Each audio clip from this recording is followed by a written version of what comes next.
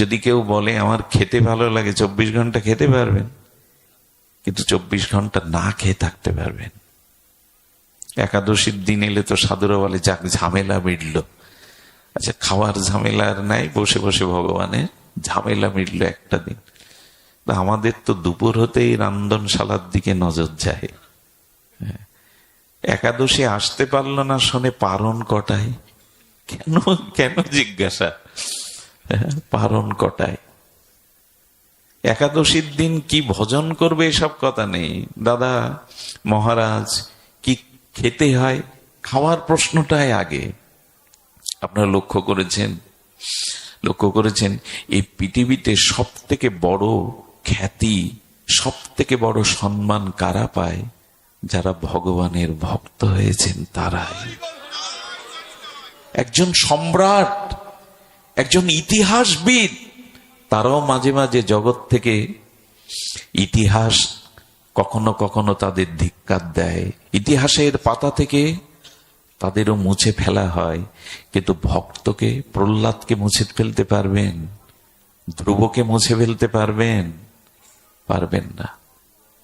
70 বছর বয়সে আর বিনা পুঁজিতে, তেমন টাকা কড়ি ছিল না, এই ভক্তি বেদান্ত স্বামী প্রভুপাদ আমেরিকায় গিয়েছিলেন। 70 বছর বয়সে পার্কে বসে খোল নিয়ে 3 ঘন্টা কীর্তন করতেন, কাছে কিছু নেই। সেই 70 বছরের বৃদ্ধ ভোগাক্রান্ত স্থূল ভোগবাদ আমেরিকাকে নাড়িয়ে দিল, বিশ্বকে নাড়িয়ে দিল। কোন প্রেসিডেন্টের দ্বারা এটা সম্ভব? প্রভুপাদ ইসকন সোসাইটি সৃষ্টি করে সারা পৃথিবীতে যেটা প্রচার করলেন, এটা কোনো বিশ্ব নেতৃত্বের দ্বারা সম্ভব? তারা তো আজকে রাজা আছে, কালকে তাদের ঠিকানা নেই।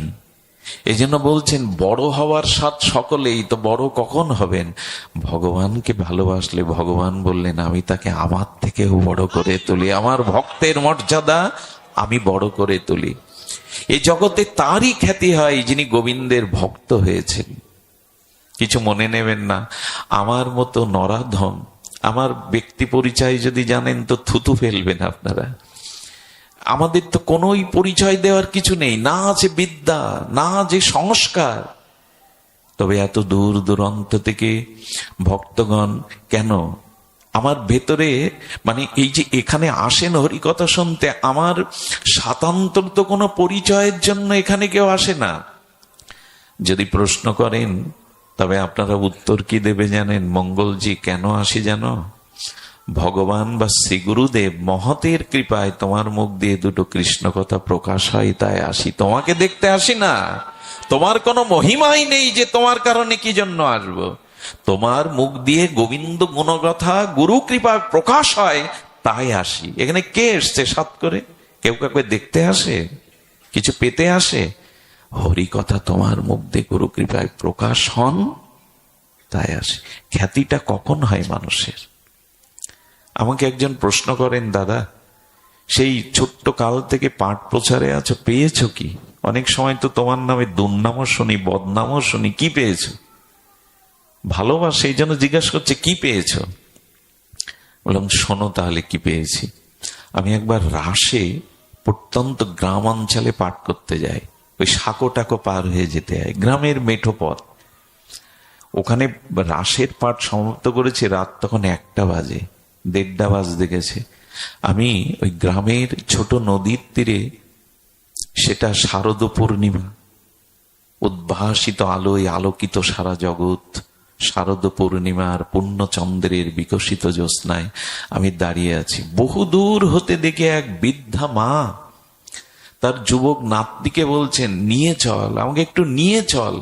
আরে আমি পড়ে যাচ্ছ, হাঁটতে পারছ না, তো নিয়ে যাব কি?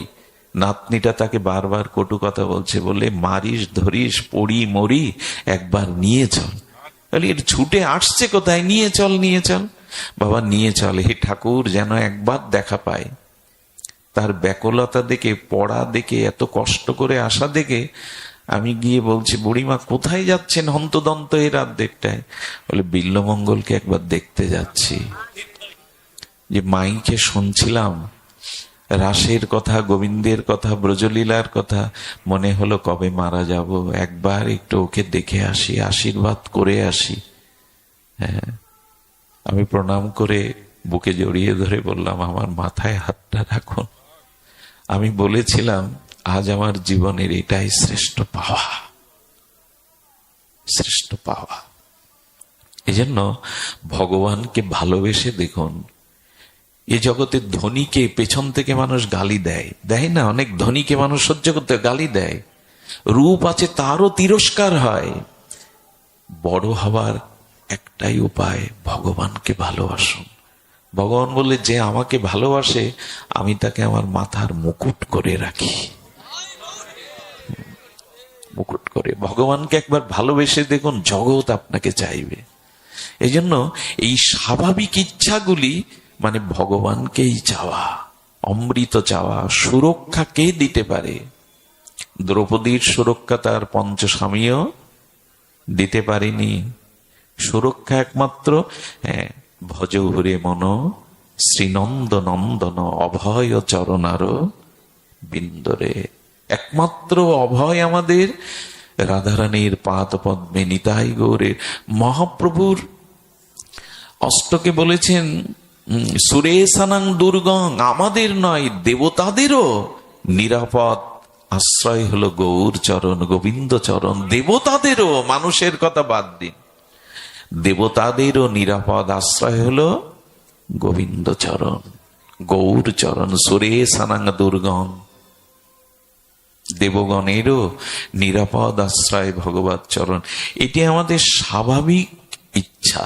আর এই ইচ্ছাগুলো থাকা মানে এগুলি আর কেউ পূরণ করতে পারবে না স্বয়ং ভগবান ছাড়া।